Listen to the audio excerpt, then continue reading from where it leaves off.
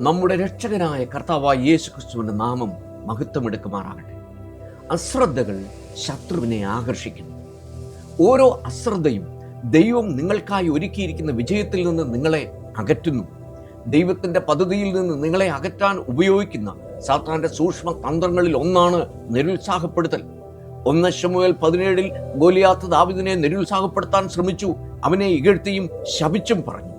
നിങ്ങളുടെ ഉദ്ദേശം, ആത്മവിശ്വാസം, സ്ഥിരോത്സാഹം എന്നിവയിൽ നിന്ന് നിങ്ങളെ വ്യതിചലിപ്പിക്കാനുള്ള സാത്താൻ്റെ ഒരായുധമാണ് നിരുത്സാഹം. എന്നാൽ നിങ്ങൾ യേശുവിൻ്റെ നാമത്തിൽ വിശ്വസിക്കുമ്പോൾ വിശ്വാസത്തിൻ്റെ ഓരോ ചുവടും വിജയത്തിലേക്കുള്ള വഴി ഒരുക്കുന്നു. അതിനാൽ പ്രാർത്ഥനയുടെ അറയിൽ വിശ്വാസത്തിൻ്റെ നീക്കങ്ങൾ പഠിക്കുക. നിങ്ങളുടെ പ്രാർത്ഥനയുടെ അറ നിങ്ങളുടെ പരിശീലന കേന്ദ്രവും സുരക്ഷിതമായ അഭയസ്ഥാനവുമാകുന്നു. 2 ശമൂവേൽ 22:35 പറയുന്നത്, അവൻ എൻ്റെ കൈകൾക്ക് യുദ്ധാഭ്യാസം വരുത്തുന്നു, എൻ്റെ ഭുജങ്ങൾ താമ്രചാപം കുലയ്ക്കുന്നു. കിന്നരവും മറ്റു വാദ്യങ്ങളും വായിച്ച് ദൈവത്തെ ആരാധിക്കുന്നതിനോടൊപ്പം ദൈവം ദാവീദിൻ്റെ കൈകളും വിരലുകളും യുദ്ധത്തിനായി അഭ്യസിപ്പിച്ചുകൊണ്ടിരുന്നു. ആദ്യത്തെ നീക്കം സിംഹത്തെ കൊല്ലുകയാണെന്ന് ദൈവം അവനെ പഠിപ്പിച്ചു.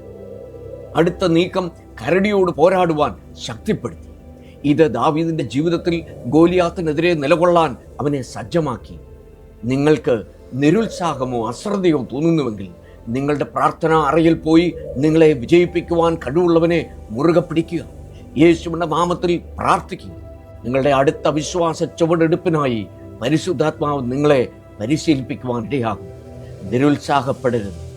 യേശു ക്രിസ്തു നിങ്ങളോടൊപ്പമുണ്ട്. നിങ്ങളുടെ എല്ലാ പ്രാർത്ഥനകൾക്കും അവൻ ഉത്തരമുണ്ട്. ദൈവം നിങ്ങളെ അനുഗ്രഹിക്കുമാറാകട്ടെ.